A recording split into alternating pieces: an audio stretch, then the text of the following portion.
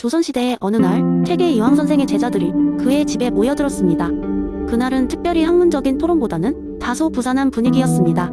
제자들은 선생님이 새로운 연구를 통해 인생이 깨달음을 얻었다는 이야기를 마을에서 전해 듣고 호기심에 서둘러 온 것이었습니다. 이황 선생은 제자들을 모두 불러 모으며 방으로 들어왔습니다. 오늘 여러분에게 중요한 이야기를 나눌 시간이 되었군요. 그는 말했습니다. 제자들은 손에 땀을 쥐고 경청할 준비를 했습니다.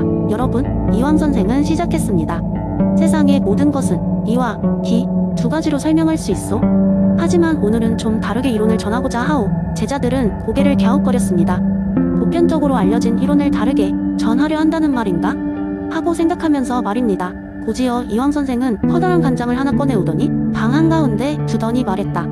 이 간장을 보고 배울 점이 많소. 제자들은 술렁였지만 집중력을 잃지 않았습니다. 자, 이 간장은 모든 음식의 기본이 되는 맛을 잡아주는 본질적인 원리, 즉 이와 같습니다. 어떤 요리든 이 간장이 들어가면 그 음식의 조화를 만들어주죠. 바꿔 말해 세상의 원리와도 같소. 변화하지 않는 지침 말이오. 사람들은 고개를 끄덕였습니다. 간장의 본질적 중요성을 이해했고 이라는 개념에 가까워진 것 같았습니다. 그러자 이황 선생은 각각의 그릇에 서로 다른 음식을 담아 가져오며 설명을 이어갔습니다. 이 음식들을 보시오. 각각은 간장을 기반으로 만들어졌지만 기를 통해 변화하였소.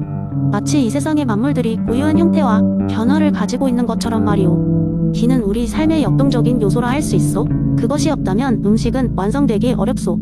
제자들은 이황 선생의 비유가 참으로 독특하고 명쾌하다는 것을 느꼈습니다.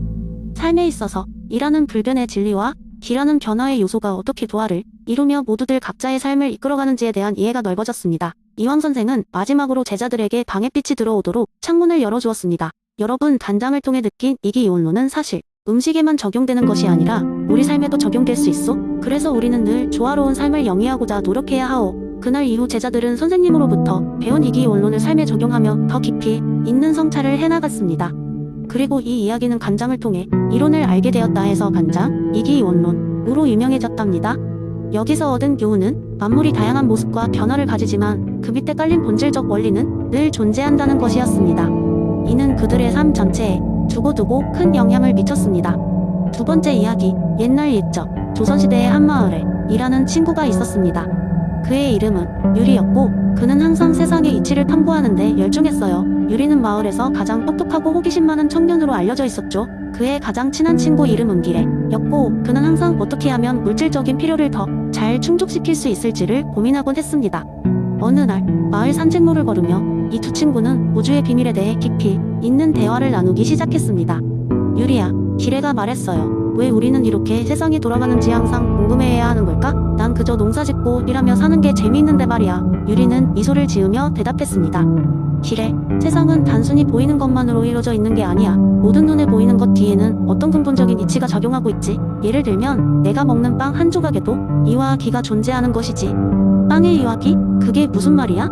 기래가 눈을 동그랗게 뜨고 물었어요. 유리는 사과나무 아래에 앉아 기래에게 차분히 설명했어요. 이는 빵이 빵답게 만들어지도록 하는 모든 규칙과 법칙이야. 밀가루, 물, 효모가 어떻게 결합되어야 맛있는 빵이 되는지 말해주는 거지. 기는 그 빵을 실제로 만들어주는 물질적인 요소와 에너지야. 화덕의 열기, 반죽할 때 쓰이는 힘 같은 것들이 바로 기야. 둘은 서로 구분되지만 늘 함께 작용하면서 빵을 완성시키는 거지. 기래는 고개를 끄덕이며 이해하는 듯 보였습니다. 그럼 우리의 삶에서도 이와 기가 작용하고 있다고 봐야겠구나? 그렇지.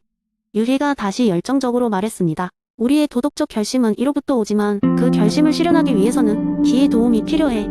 예를 들어 너가 농사를 지을 때 진실한 마음으로 농사를 잘 짓겠다는 결심을 해도 실제로 밭을 가꾸고 수확하는 데 드는 물질적 노력이 없다면 아무것도 이룰 수 없을 거야. 기래는 뭔가 깨달은 듯한 미소를 지었습니다. 알겠어. 그래서 난 늘 내 옆에 있었나 봐. 이와 기가 서로 보완하면서 조화를 이루듯이 말이야. 두 친구는 그렇게 서로의 존재 의미를 새롭게 인식하며 서로에게 고마운 마음을 가졌습니다. 그날 이후 그들은 마을 사람들에게 이와 기에 대한 이야기를 더욱 재미있게 풀어주었고 마을 사람들은 그들의 이야기를 통해 삶의 균형과 조화의 중요성을 깨닫게 되었습니다. 이렇게 유리와 기래는 이기원론의 철학을 마을 사람들에게 쉽고 재미있게 전달하며 함께하는 삶의 즐거움을 만끽했답니다. 이런 이야기를 통해 사람들은 눈에 보이지 않는 이치와 실질적인 노력이 함께 조화를 이뤄야만 온전한 세상을 만들 수 있다는 교훈을 얻게 되었죠. 세 번째 이야기, 이마누엘 칸트의 선험적 종합 판단 개념을 바탕으로 한 재미있는 이야기를 들려드릴게요. 옛날 옛적 작은 마을에 에밀이라는 철학자가 살고 있었습니다.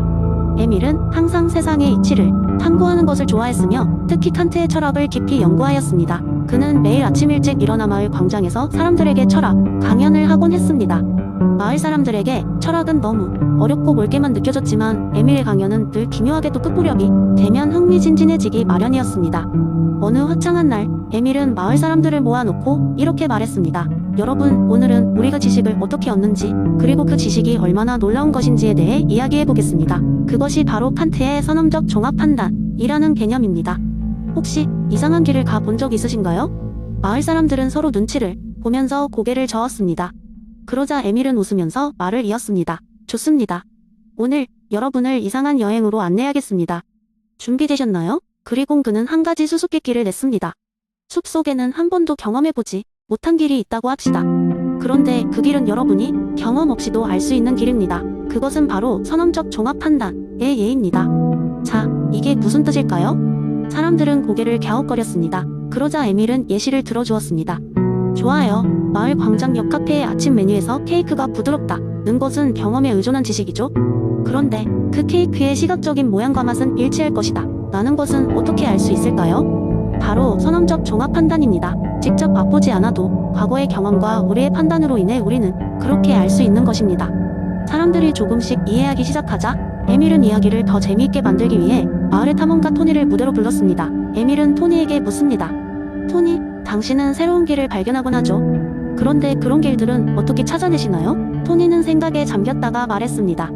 사실 숲을 탐험하다 보면 전에 와본 적 없는 길인데도 이 길이 어디로 통할지 예측이 가더라고요. 두 나무 사이에 거리나 햇빛이 비치는 각도 같은 것을 보고 어디로 향할지 알 수 있죠. 에밀은 그를 가리키며 말했습니다. 바로 이것이 선험적 종합 판단입니다.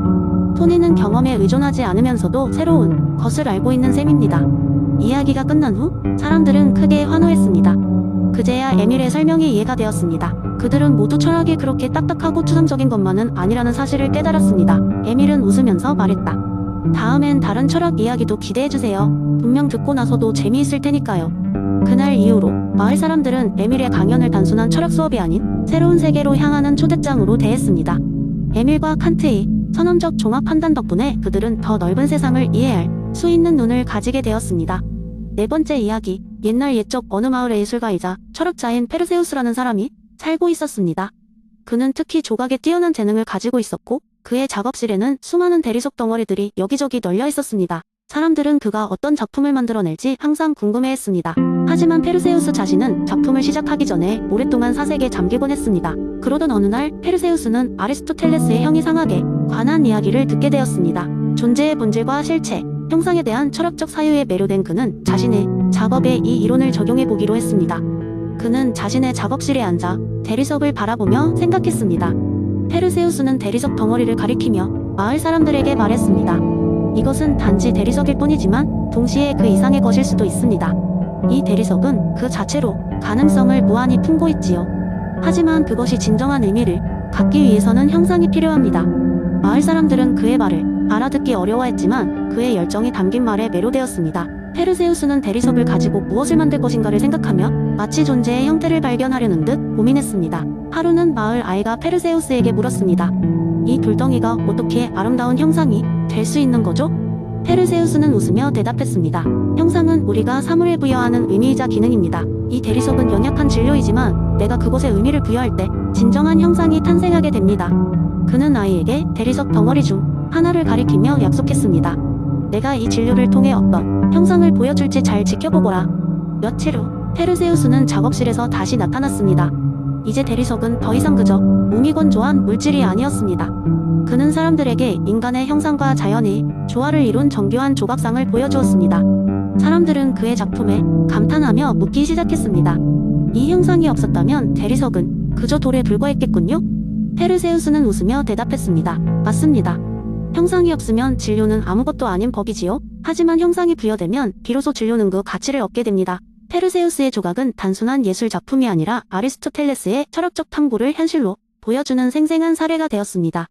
그는 진료와 형상의 결합이 얼마나 중요한지를, 그리고 우리가 어떤 의미를 부여하느냐에 따라 사물의 존재가 어떻게 달라질 수 있는지를 사람들에게 보여주었습니다.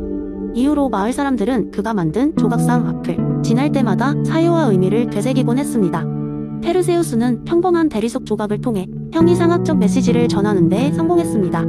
그의 이야기는 수세기가 흘러도 여전히 사람들 사이에서 전해졌고 물질과 의미의 결합에 대한 영감의 원천이 되었습니다. 그리고 그 속에는 존재가 어떻게 정의되는지를 넘어서 우리 삶에서 어떤 의미를 찾고 부여할 것인지를 생각하게 하는 메시지가 담겨 있었습니다.